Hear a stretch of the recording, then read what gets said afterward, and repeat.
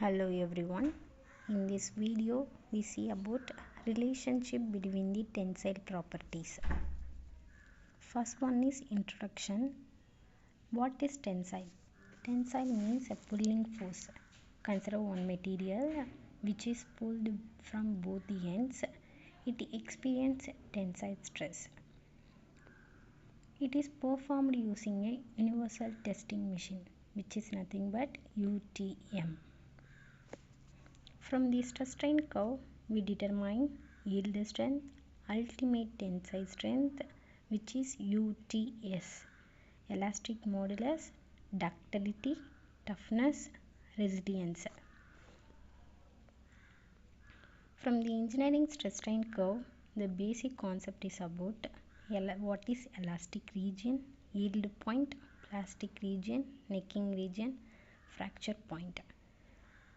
It's all these contents which is under the engineering stress strain curve, which is the basic concept of tensile property. The tensile property also derived from the engineering stress strain curve. First one is yield strength versus elastic modulus, which is the most important tensile property. First one is elastic modulus, which is denoted by capital E. Slope of elastic region. What is elastic modulus? It tells how stiff a material is. The material stiffness is determined from the elastic modulus. Okay, the next one is yield strength. Stress at which permanent deformation start. At what point of permanent deformation start, which is the yield strength. In the given yield strength, which is equal to stress at which plastic deformation begins. The next one is yield strength versus ultimate tensile strength, which is UTS. Yield strength is start of plastic deformation, where the plastic deformation start, which is the yield strength. UTS means maximum stress material can handle. One material how stress ultimately handle, which is ultimate tensile strength.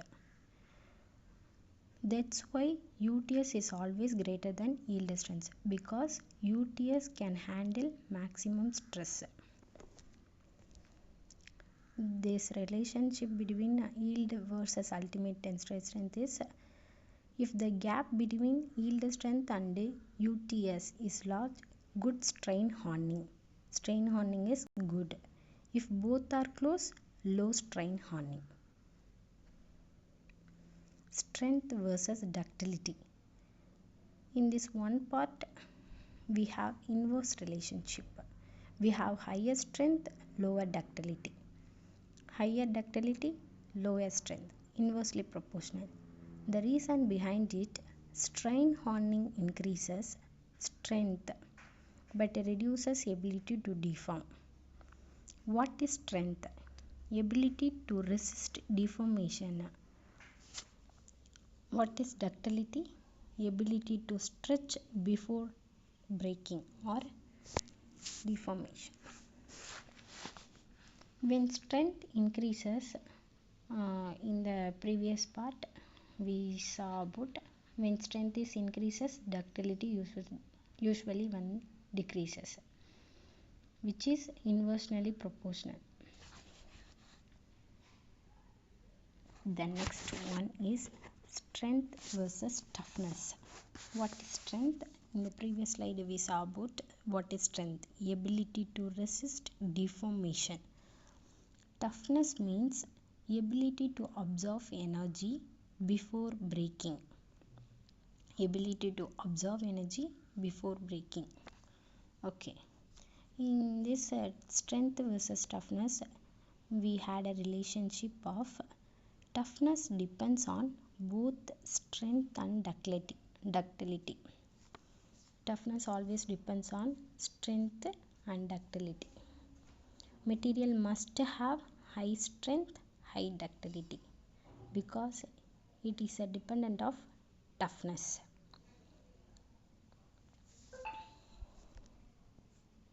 The next one is resilience versus elastic modulus. In the first slide, we saw about what is elastic modulus. Elastic modulus means tells how stiff a material is. It tells about how stiff a material is. Resilient means energy absorbed in the elastic region, particularly in elastic region. Resilient. Okay, we had a relationship of resilient versus elastic modulus is higher yield strength, which is higher resilience. Higher elastic modulus is lower resilience. Okay. The next one is conclusion. All properties come from the same stress strain curve. The tensile properties comes under the stress strain curve. Properties are interconnected. The one property which is correlated to other property. Tensile property are related because changing one property affect the others. For example, if we change the elastic modulus, the yield strength of the material and ultimate strength of the material also differs. So, tensile properties are correlated because one property affected the others. In this slide, increasing strength generally reduces ductility. We increase a strength, ductility reduce.